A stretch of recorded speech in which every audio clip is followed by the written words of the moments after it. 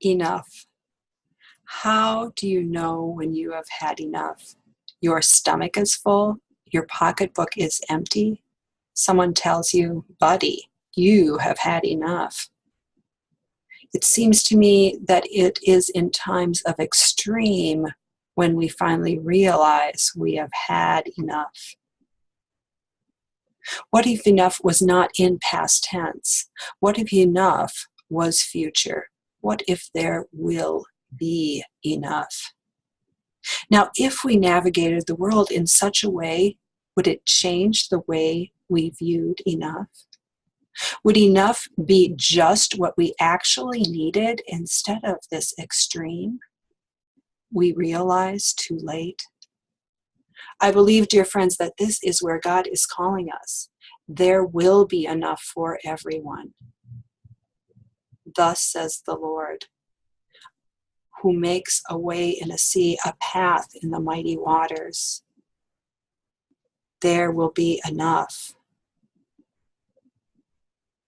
Who brings down chariots and horse, army and warrior, has them lie down so they cannot rise. They are extinguished, quenched like a wick. The children of Israel knew this as they left the promised land. Do not remember the former things, or consider the things of old. I am about to do a new thing. Do you not perceive it? I will make a way in the wilderness and rivers in the desert. The descendants of Joseph and his brothers, the Israelites, were leaving behind bad times. Times of never having enough. I wonder if we actually are more like those leaving Egypt. I wonder if we are in need of leaving bad times behind as well. Times of never having enough. And then what will be before us? What will our future hold? Wait. Didn't I just talk about how we are full, how we overindulge, how our enough gauge is stuck at times?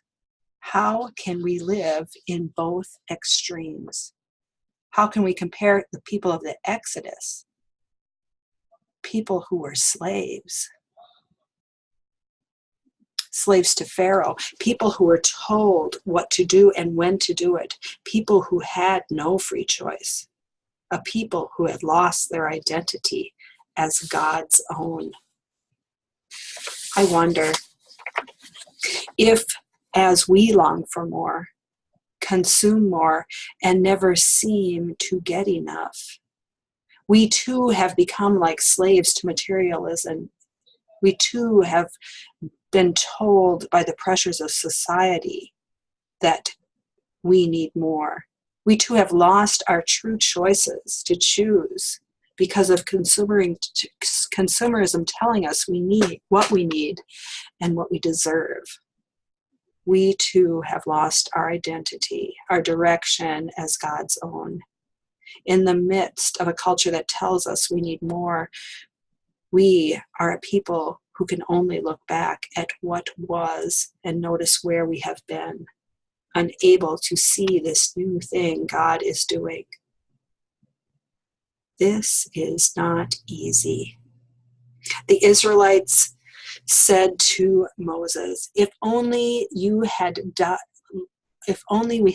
in the land the Lord, at the hand of the Lord in Egypt, when we sat at our flesh pots and ate our fill of bread, for you have brought us into the wilderness to die.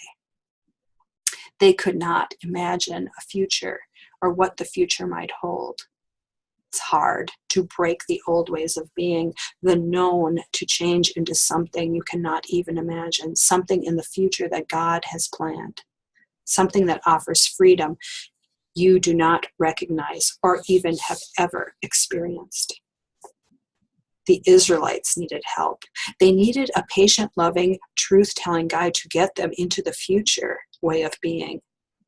Moses said to the people, do not be afraid. Stand firm. See the deliverance the Lord will accomplish for you today. For the Egyptians whom you see today, you shall never see again. The Lord will fight for you. And all you have to do is keep still. God is our refuge and strength, our present help in times of trouble. Be still and know that I am God, the psalm tells us. As we reimagine, reform our identity as God's own, we are liberated from the need for more, from never having enough.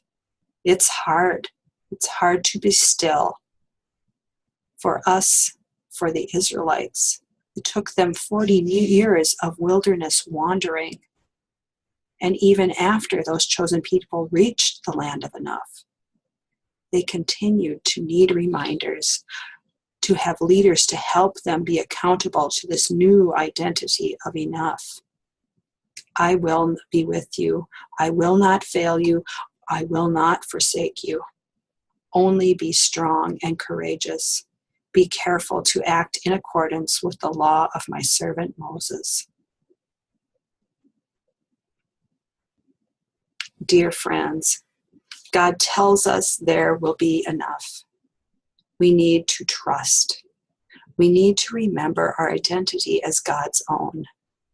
God gives us enough so that we will be enough. My prayer is to let this mantra saturate you. God gives us enough so that we will be enough. In our bodies, in our bellies, in our buying and in our discarding of things, in our work and in our rest, in our celebrations and in our lost wilderness wanderings. When we see our enough with God, then there will be enough for everyone. For God is enough. Enough is accountability partners and guides on the journey. Enough is filling the need of wants and desires, not with stuff, but with God. Look, I am doing this new thing. Do you not perceive it? I will make a way in the wilderness and rivers in the desert.